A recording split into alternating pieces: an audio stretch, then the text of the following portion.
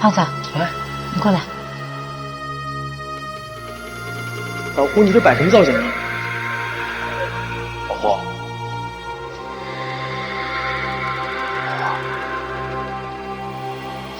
怎么了？胡，老胡，怎么回事？你怎么了？啊，没事吧？啊？你怎么站着就睡着了？你是不是太累了？这做梦还给演着了，你说？没事，你缓会啊，休息休息。怎么着？你照顾一下，活一下啊！我在后面看看。老胡，你是不是太累了？我也不知道，我感觉就只手一直掐着我的脖子，差点把我给掐死。要不是你们俩把我给拍醒了，我可能就掉下去了。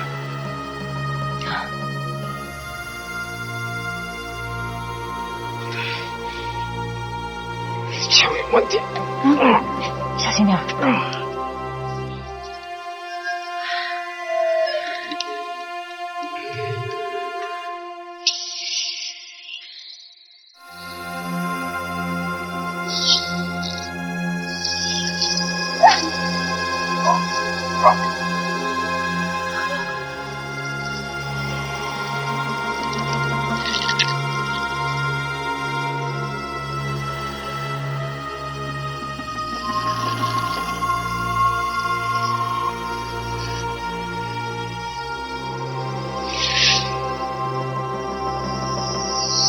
这么好东西留着可惜了。要不拿一个走？拿一走，这不就成独眼龙了吗？不合适，不合适。把俩全摘走，全博物馆。那我图什么呢？男子汉大丈夫，说不打就不打啊！拿两斤。哎，老胡，我跟你说，我这次可算是忍痛割爱了啊！哎，就冲我这觉悟，你不得表扬我？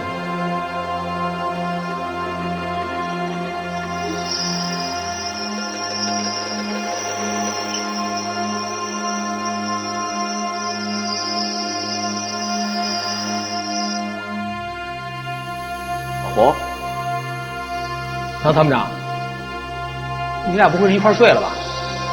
啊？老胡，怎么又？杨参谋长，你干什么呢？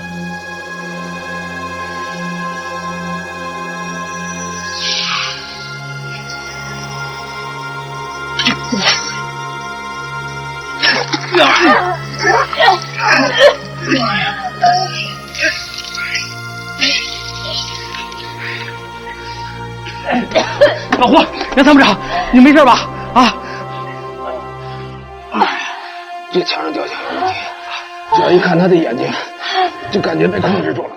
我和老胡有一样的感受。你说这些浮雕会不会是用什么特殊方式制作的？人一旦盯住看久了，就会被催眠，从而产生幻觉。刚才我就瞥了一眼，我脑子就嗡的一下子。怎么给他催眠说呢？我也是在想，我对催眠也没有具体的研究。我刚才把它砸了，现在应该没事了吧？砸了。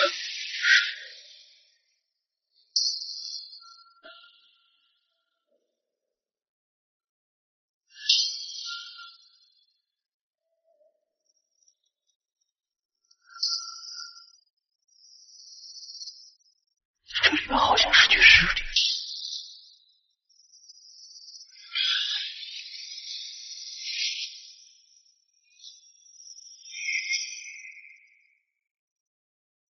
这确实是具尸体，可是谁会把尸体砌在墙里啊？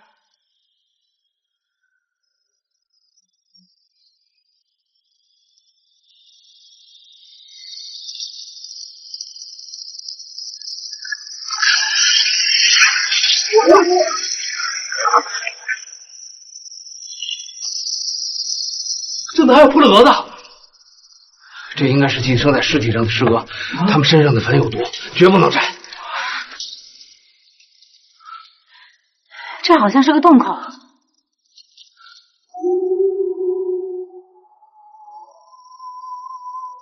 看来这个女尸就是为了进这个洞口来的。啊！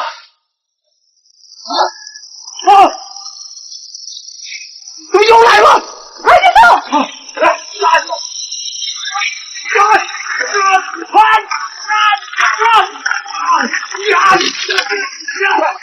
赶紧！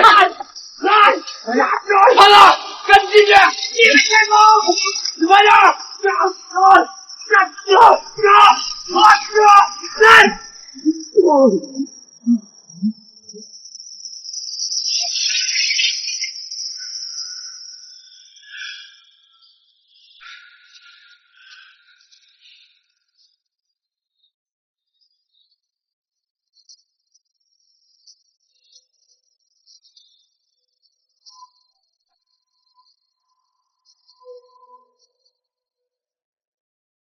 有火吧？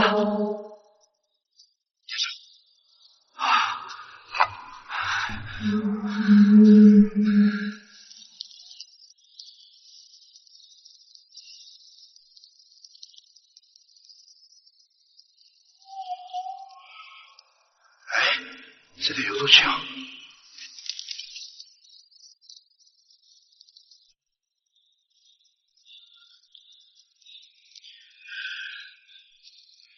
敲了一片沙子。怎么回事？怕是过客店了。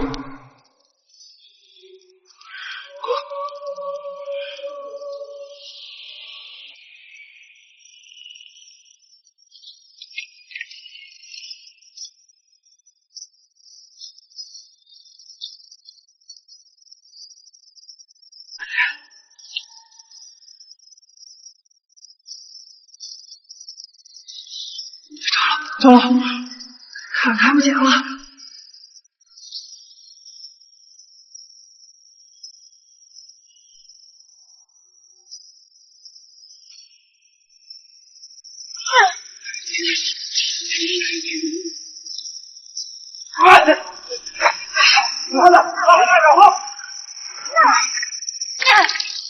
有混在了，洞口也堵上，走！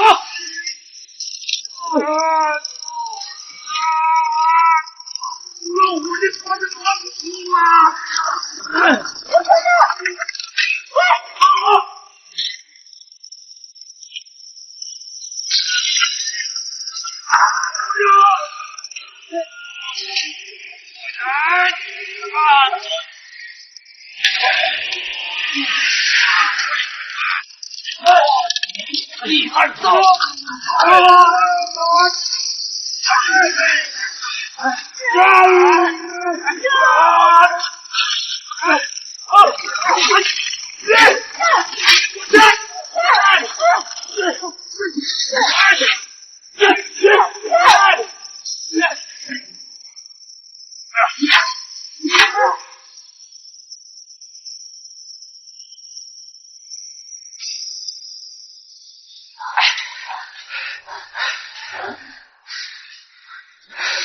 你们看，这尸壳身上的花纹长得像人脸，太瘆得慌了。我刚才不在外边说过了吗？这是寄生在尸体里边的尸蛾，跟普通蛾子不一样。这要一不留神让它亲一口，那可就要了命了。你就是抹半斤风油精也救不回来。这女尸生前肯定是让人动了手脚了，体内才会闪出这么多的尸蛾。这什么地儿啊？这是最上层，难道这里是仙罗地宫？可这棺材里除了这几个罐子，没见着仙王的尸体啊。按照灵智，这个凤棺装的就是仙王的老婆。那仙王老婆的尸，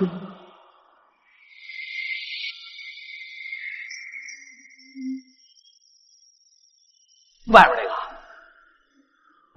哎，我去，仙王也忒邪门了吧？你说他老婆的尸体好不好的不搁棺材里面，拿来堵窟窿干嘛呀？这女尸的位置摆放的极为古怪，在风水上有什么讲究吗？我也说不清楚。按照营骨位置推测，仙王的棺椁应该就在这间墓室。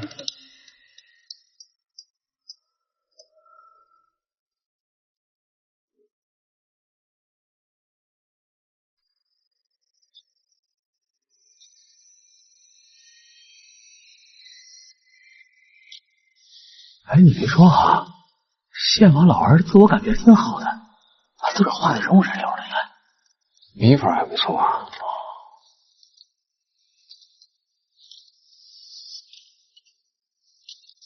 老胡、胖子，你们过来看。就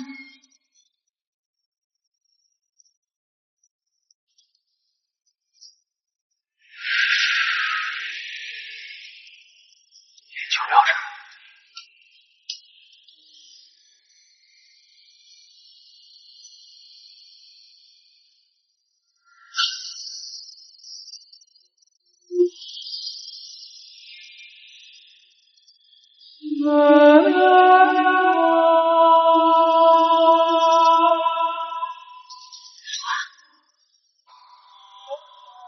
老胡，不会是又被催眠了吧？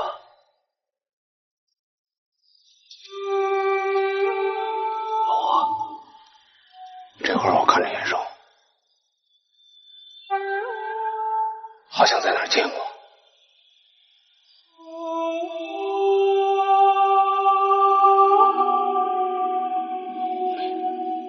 要实在费劲的话，就别想了。这壁画确实证实了一件事，传闻木尘珠是从无底鬼洞中取出的，那么也就是说，有可能在特殊的环境中会出现一些特别的预示。这样看来，献王能通过珠子看到一些异象。老胡，我觉得你猜的没错，这里应该就是献王的墓室。这么大点地方，这献王的真身究竟在哪儿呢？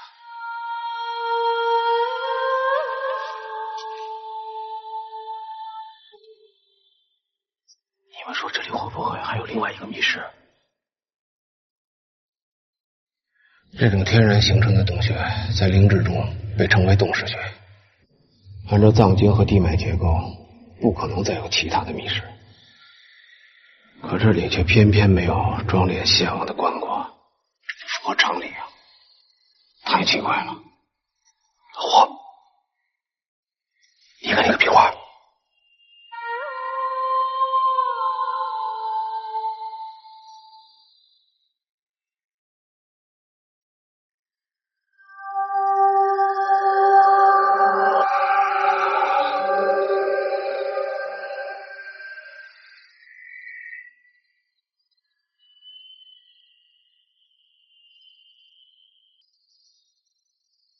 老胡，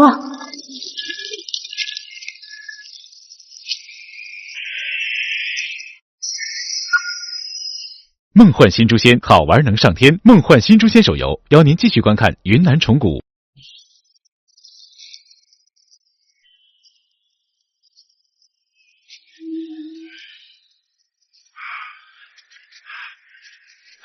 这怪也太奇怪了，是哪个大仙的洞府啊？咋个那个都怪猜啊？还是你聪明，不然哪个人的这就没有那个道一个嘛。哎，这里面肯定有好多宝贝。乱说那呀，咋能是你交代的？这是我们未来的主场。是，组长。这个下头有些啥子呀？选个早来3个人。好。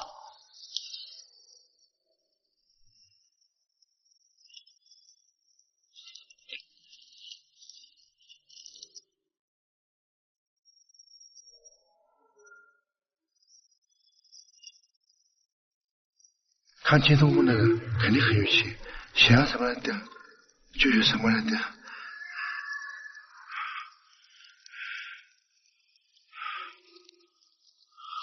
奇怪，那3个人跑到哪里去了？哎，这2个是有宝贝，哪有宝贝？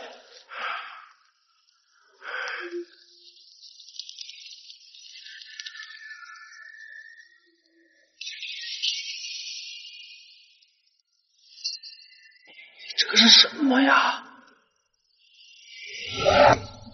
那个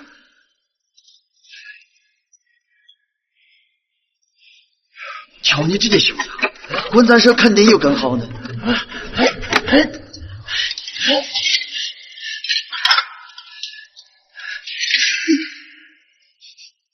么声音啊？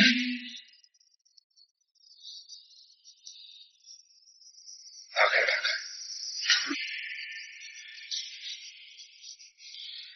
啊，我来。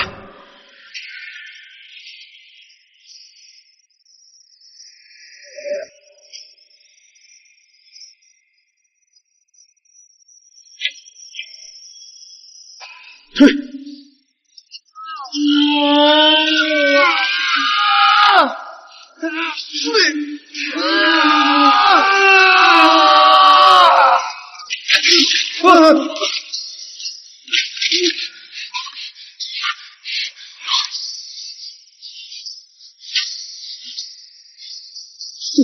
死的了！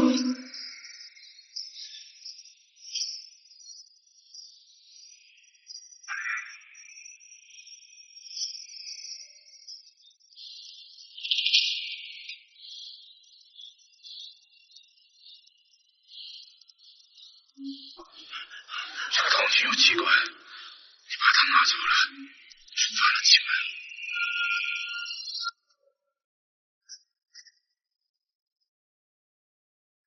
这仨小鬼是摆着吓唬他们的吧？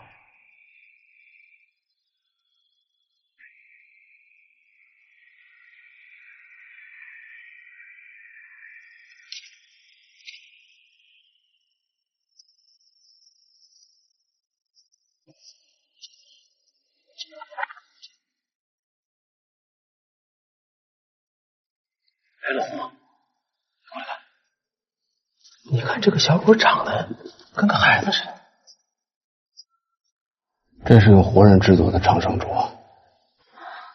这就孩子肚子里装满了油脂，通过肚脐流出。看这样子，应该是在活着的时候被灌的油。活着？以前只是听说过，没想到真有如此惨绝人寰的做法。谢我这个王八蛋，太残忍了，连个孩子他都不放。原来我是想给他留个全尸的，就冲这个，我非给他挫骨扬灰了不可。看这个，节节引生。原来不光是长生毒，还是接引童子，是献王成仙以后帮他引路用的。可怜这些孩子这么小，就被迫成了牺牲品。献王为了他的不死梦，真的是灭绝人性。奇怪，按照灵制，地宫中的每一盏长生烛都对应一具尸体，算上刚才的6盏黑鳞角人，现在一共有9盏长生烛。难不成这墓里有9具尸体？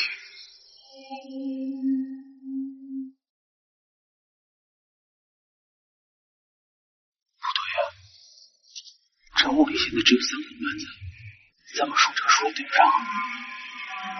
老胡、胖子，你们过来看。哎，这金翼童子身上怎么又一红斑点啊？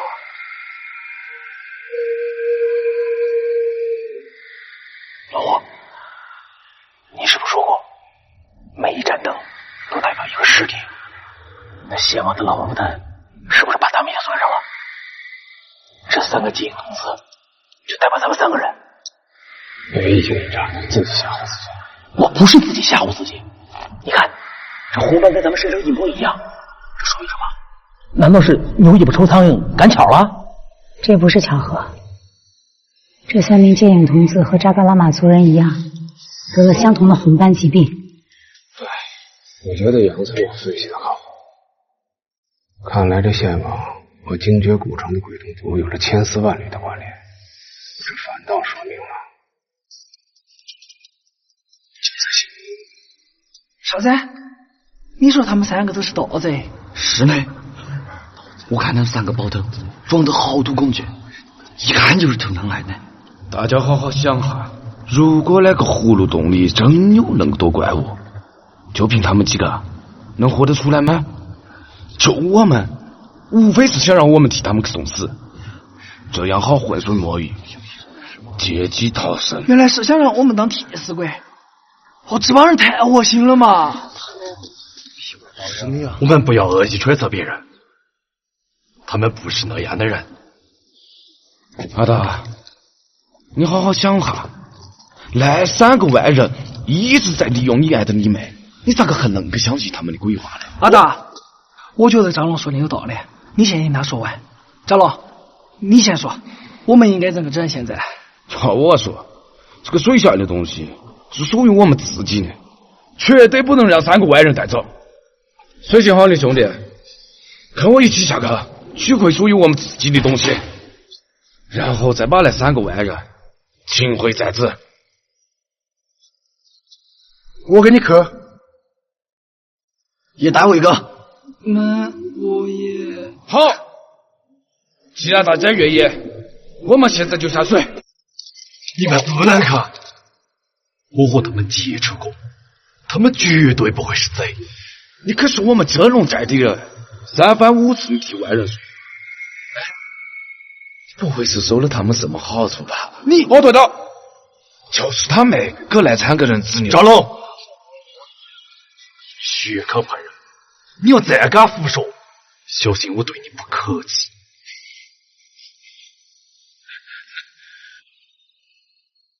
走，外头浪费时间。走。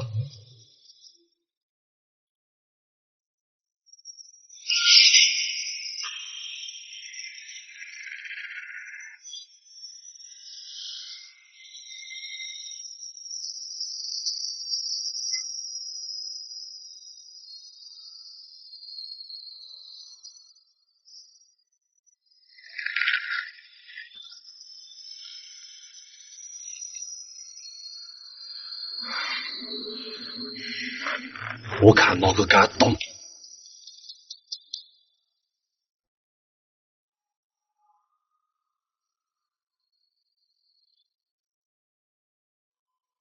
老胡，这里还有一盏长生灯。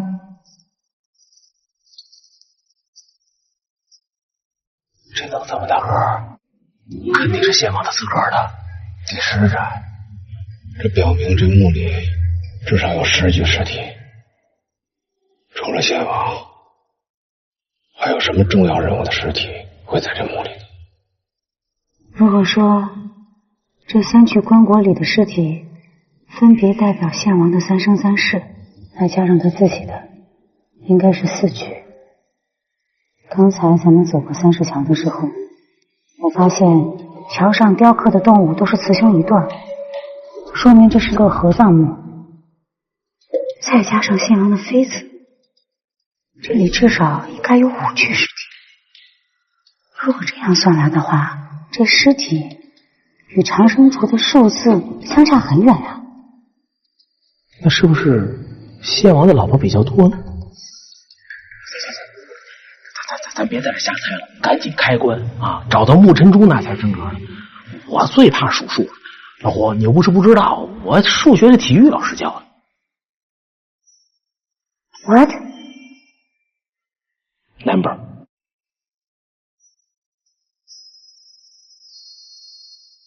他的意思是跟你学的。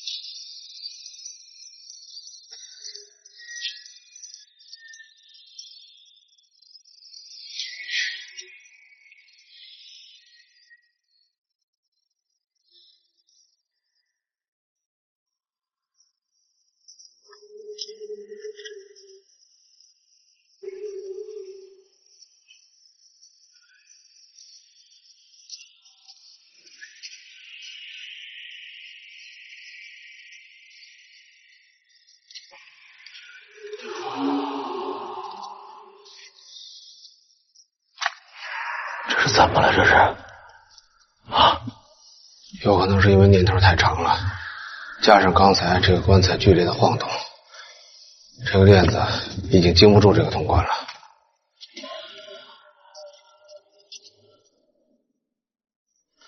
哎，老胡，你过来看，这好像砸出一大洞来，还小心点啊！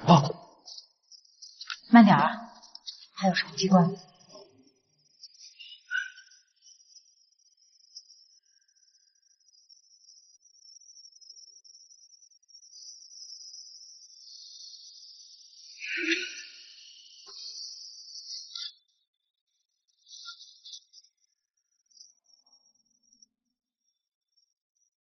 另一个空间，看来咱们刚才分析的没错，这里边不止3个棺材，说不好这献王的真身就在下面。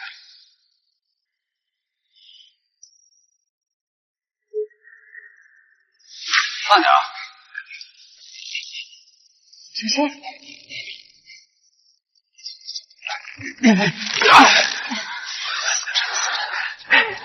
我去，这墓室可真够深的。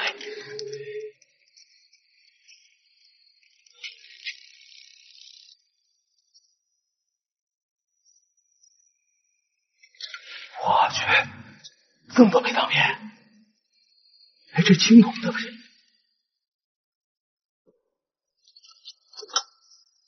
哎，老胡，你看，哎，这降魔杵可金的吧？这个啊，别乱动东西，万一触发机关怎么办？放回去。啊，我就是随便看看。哎，你说这里面怎么这么臭呢？这是木果木，时间太长了，木头都发霉了。我通了风就好多了。甭管什么木，哎，就冲这些陪葬品，这棺材肯定是献王的啊！人算不如天算，这献王老儿也没想到青铜果能把这下层墓室给砸出来。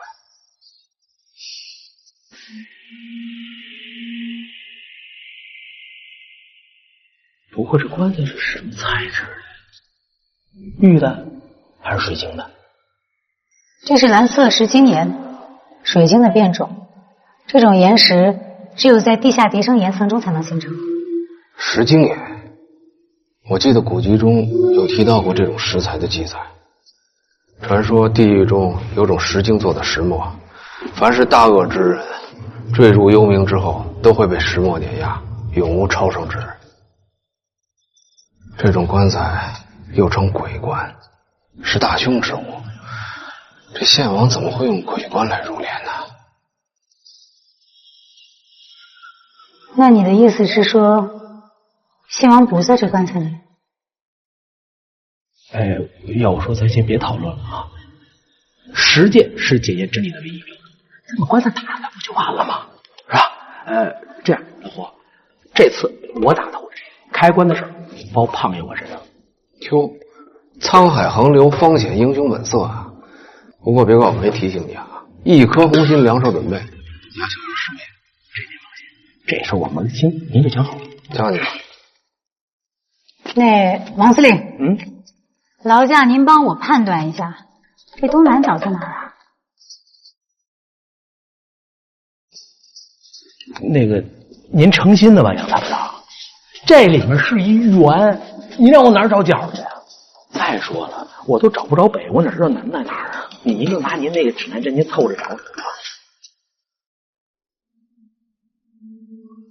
嘞，就这儿了，从这儿下手，来吧。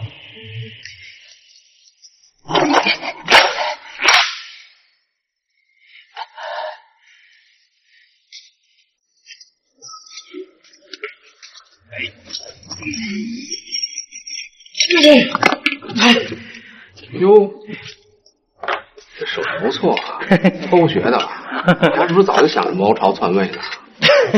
你说我也算正儿八经的摸金校，咱不能辱没了祖师爷的名号，不是？哎，知道了。这是什么做的？绊脚绳啊，上面染的是朱砂，防止尸变。如果遇到尸变，开棺的时候就把它拦着关口，这样尸体就不能长弯了。腿脚不能动，他就蹦不出来了。一根绳子就能把他拦住，这没有科学道理啊！这是祖师爷传下来的规矩，有备无患。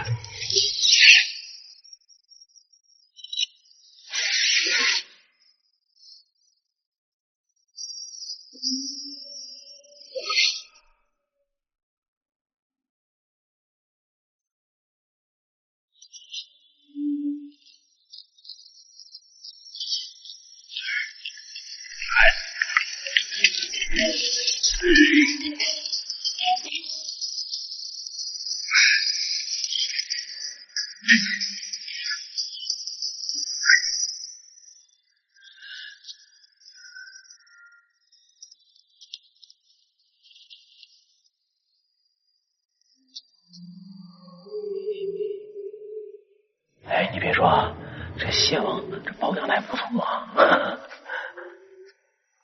哎！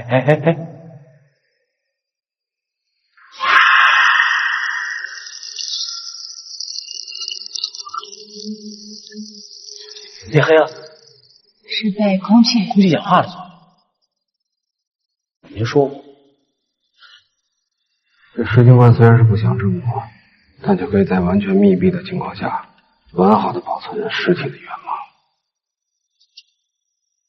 哎，你看，谢王的眼珠子没有？好像是被摘掉了。这眼睛上有被施过弯形的痕迹。古代的时候有种刑具，形状像杯子一样，里边有旋转的刀齿，弯在眼睛上一转，就可以活生生把一点罩子给挖出来。你的意思是说，有人把谢王的眼珠子给剜出来了？谁这么大胆子？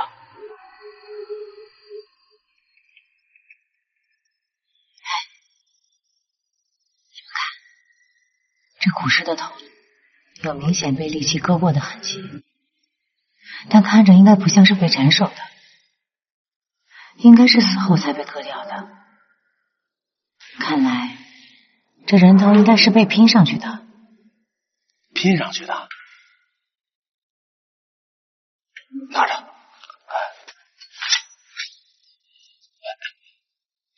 有谁啊？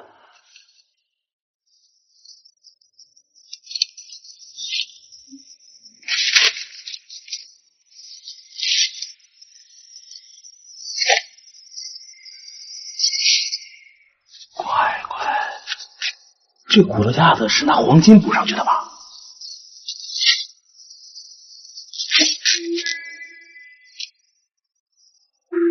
这骨架和头颅不是一具尸体的。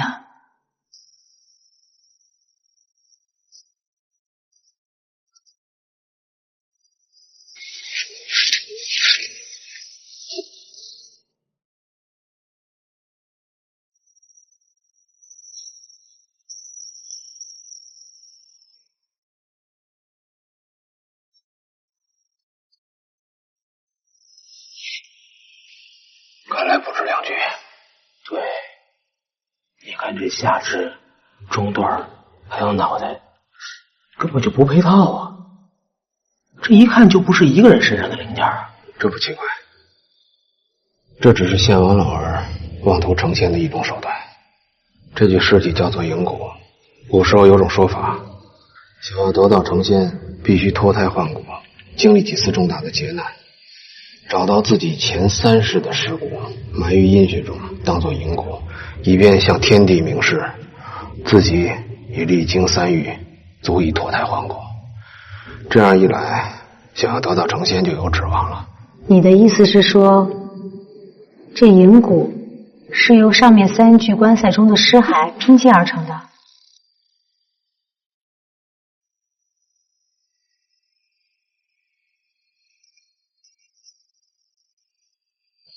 我看这头骨的保存状况，挺像是那口极品的棺里的东西。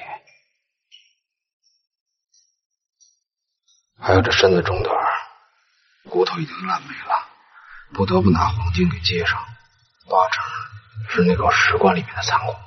那这下肢我要没猜错的话，应该是那个青铜棺椁里的吧？挺聪明啊。是。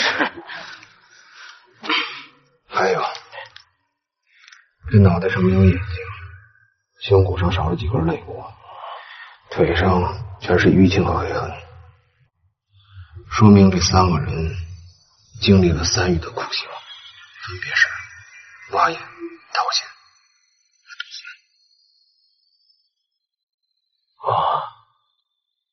那说明这银骨是替献王代为收过的，是吧？哎呦，要说这哥仨是真够倒霉的。你说死都死了，还让人五马分尸、刨坟掘墓的，哪说理去？这银骨不是献王，上面3具棺材里面也没有献王，这献王这就这么梦幻新诛仙，好玩能上天。梦幻新诛仙手游邀您继续观看云南虫谷。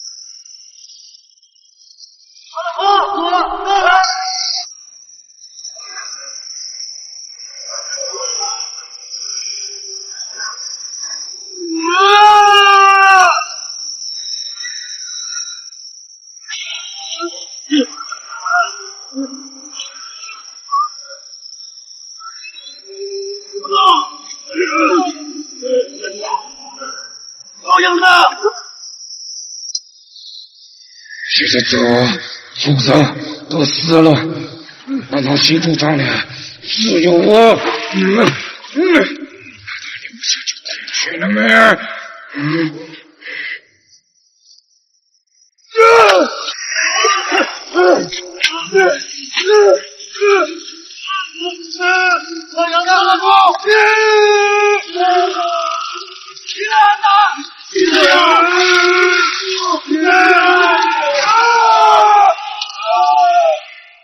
原来以为吧，阴差阳错，咱找到献王的棺椁了。谁成想啊，这一下把4个棺材都给排除了。哎，你说献王的老狗日他能藏哪儿去啊？难不成真成神仙了，在上面待着？胖子啊，你刚才说什么？我说什么了？别说上。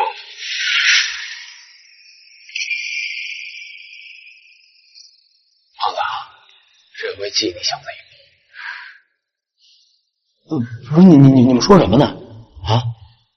这件木椁的银骨要在地狱替献王收过，也就是说，这件木椁代表的是地狱，上面3具棺材的墓室代表的应该是人间。由此可以推断，墓室的上面一层应该还有一层墓室，则代表的仙山，献王真正的尸骨就在仙山上。你们的意思是说，这上面还一墓室？既然下面有银骨，那么必定分为天门和地户，是龙氏潜伏待期。这是一个虾尾、蟹身、金眼结构的3层水墓。那么这献王棺椁的位置，一定与中层墓室的玄关，以及这木椁当中的银椁，成一条垂直线。那咱等什么呀？赶紧上去吧！稍安勿躁，祖上有任务交给你。什么任务？之前答应孙教授了，咱们不破坏文物，所以你让我把这儿恢复原。哎，凭什么是我呀？革命不分高低贵贱，后勤工作很重要啊。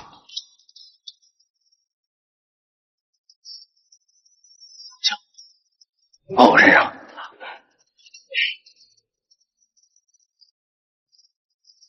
哎，胖子，哎，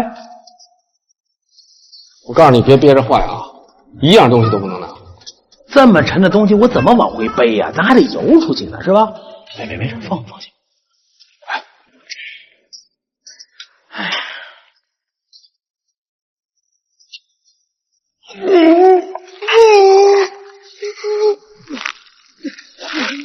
放开我们！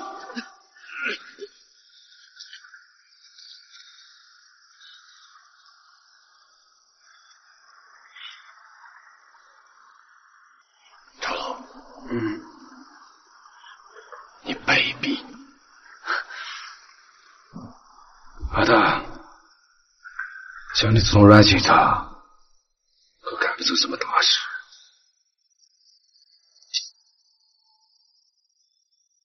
想要等阿达留下来的，我不拦你们。但如果我这里取出啥子宝贝来，可就没你们什么事情了。走，下水。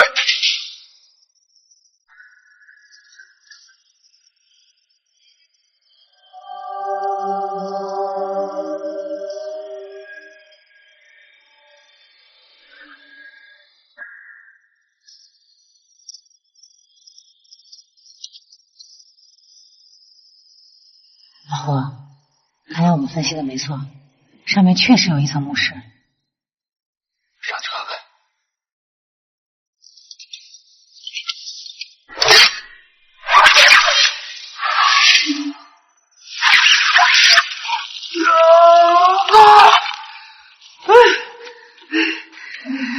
老胡，你还腿损了，你这不更傻笑？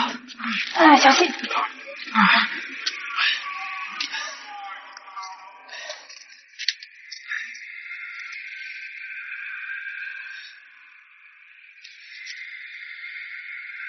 哎，胖子，你那边怎么样了？好了，我这边已经发现新大陆了，别磨叽，快点了。好嘞，马上上来。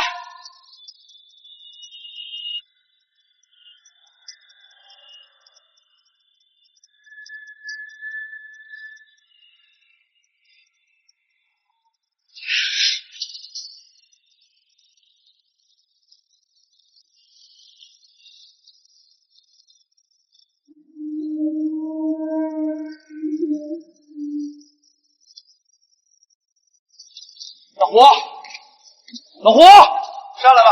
哎，好嘞。这么高，就让我爬高，要了命了。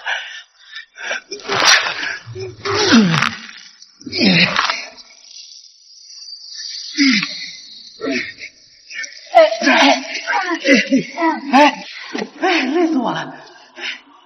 瞧让你还干点活真磨叽，还等你这么干。谁不要他了？底下那些东西不都我一人收拾？我跟你说，推那棺材板费了我大劲了。老金要是在就好，你来吧。老金咱也没有。老胡，我跟你说啊，我卖这么大力气，可都因为这是你交给我的任务啊。行啊，既然你对这后勤这么热情，那以后就命你为后勤部的组织部长了。少来，我才不上你当呢！你这累傻小子呢你！不是老哥，你不是说这银椁上面就是先王的棺材吗？棺材呢？我怎么没瞅着啊？我也觉得奇怪，会不会是这仙王把风水格局给改了？这仙王确实心思诡异，令人难以琢磨。既然这里有条墓道，那就证明咱们判断的大概方向没错，还是继续再往前看看吧。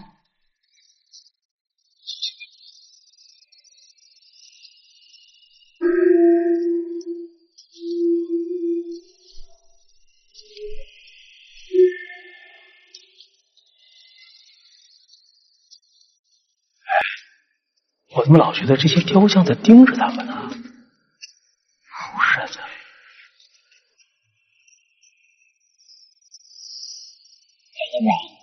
你给长长眼，这雕像眼中什么做的？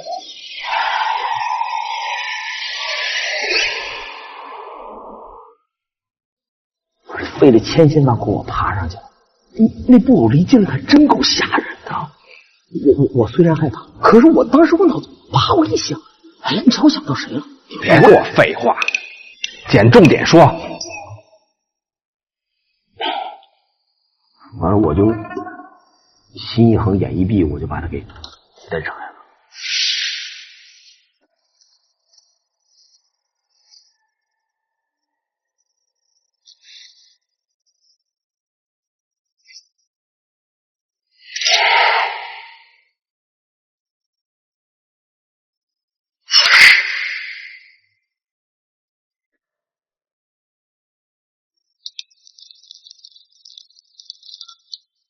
蹬上来，我就发现身上有这么一玩意儿。我说这什么呀？我当时想了，老胡你在龙里迷窟的时候，你拿着蚊香玉的时候，你不闻了？我也闻了一下子，没味儿。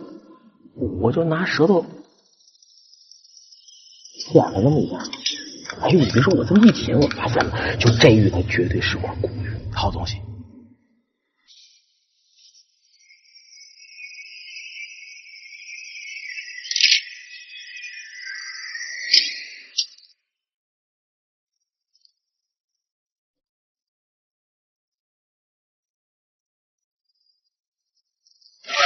但再后来就麻烦了，我这舌头就钻心的痒啊，我就说不出话来了。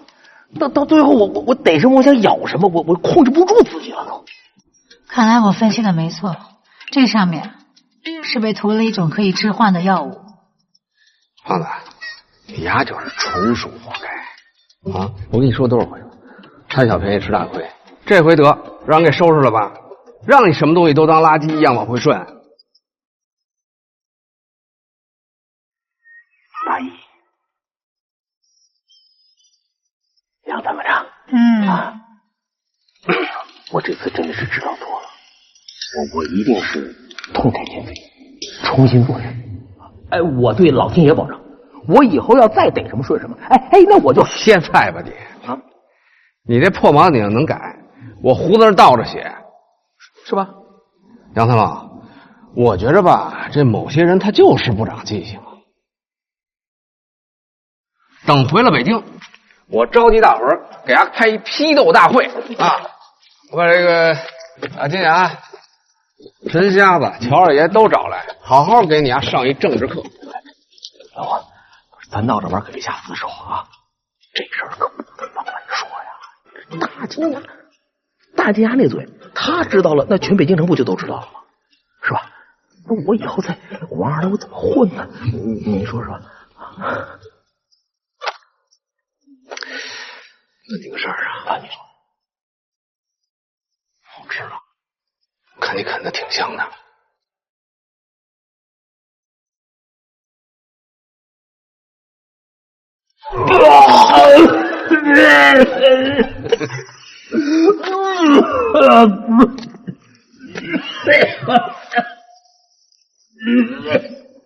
杨三宝，来一下。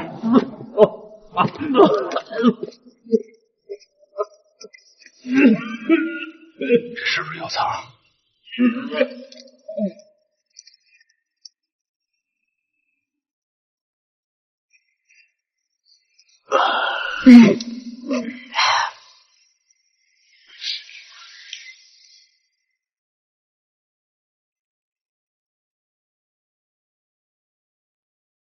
这应该是储存尸油用的。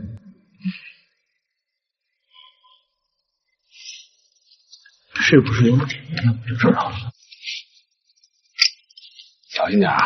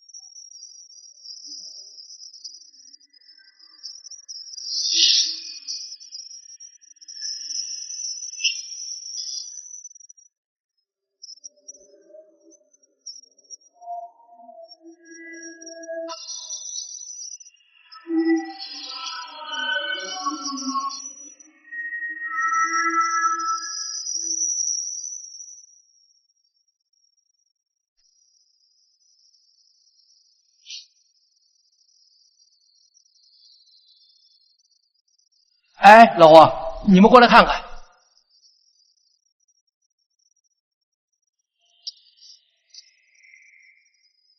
那儿好像是扇门呐。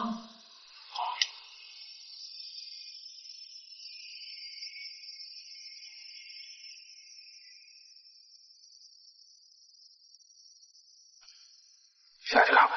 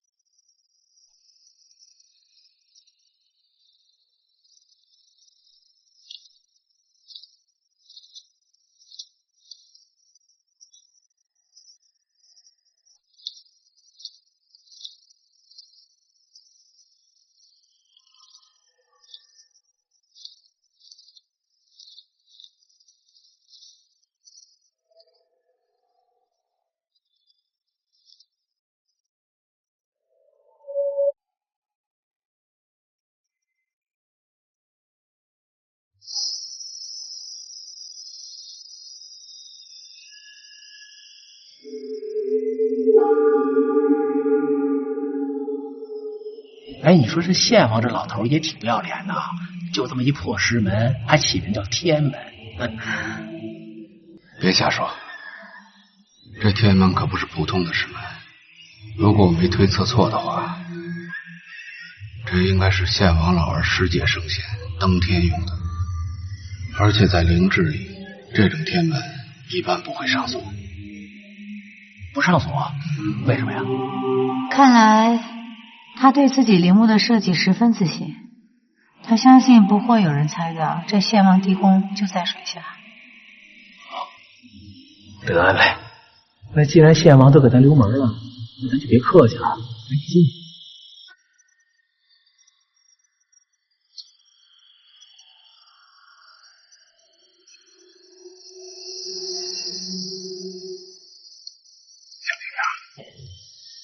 你说这门要真没锁，还真不知道该怎么弄。哎，杨参谋长，你们班是？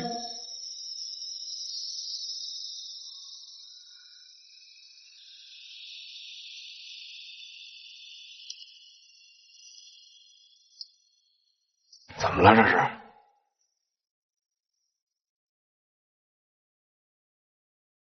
如果沐晨珠就在这扇门的后面，咱们进去之后将会面临什么样的情况？还能不能活？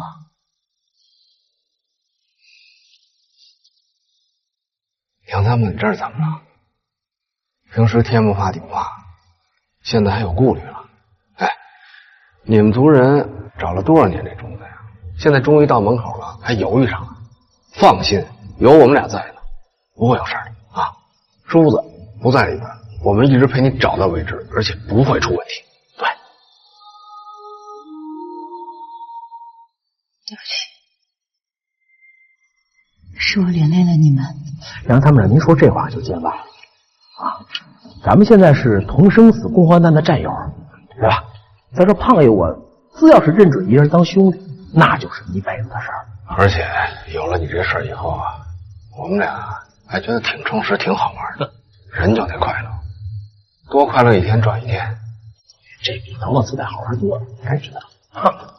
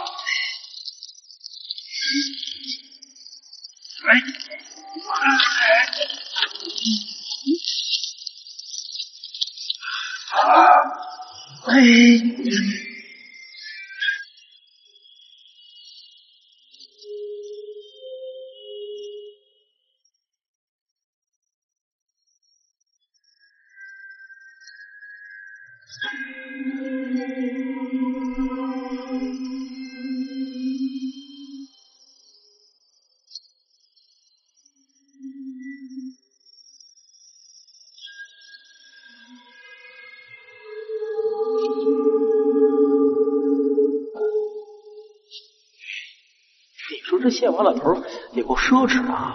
哎，屁大这个地儿，他还造了一桥，还。这应该是三世桥，代表人的三生三世。在古代传说中，人死之后化仙升天，便要先踏过这三世桥。只有摆脱世俗的困扰，才能够脱胎换骨，遨游太虚，做一个神仙。这些名堂你是懂得真不少啊！看来这个县王老儿一心成仙啊，连这古墓的灵智都是按照道家成仙的风水格局制定的。如果没猜错的话，过了这三世桥就是地宫了。那咱就别慎着了，咱赶紧抄到老巢去吧。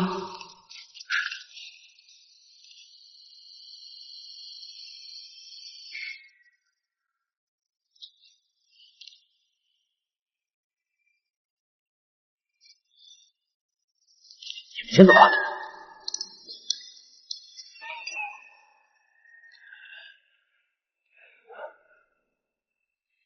小心点啊！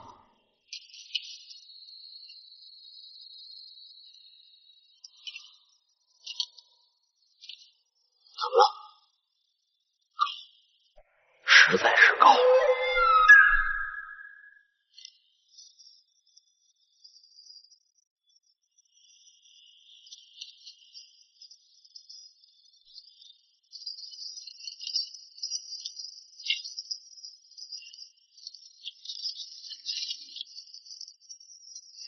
哎啊！你丫不是上九天揽月下五洋捉鳖的吗？那不是上面有玉吗？哎，老胡，你慢点走，别晃啊！哎，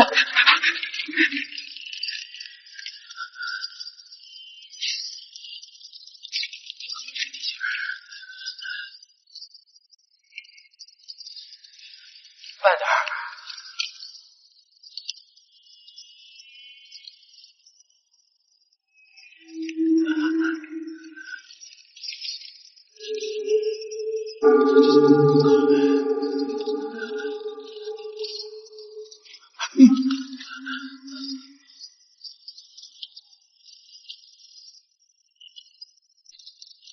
小心啊！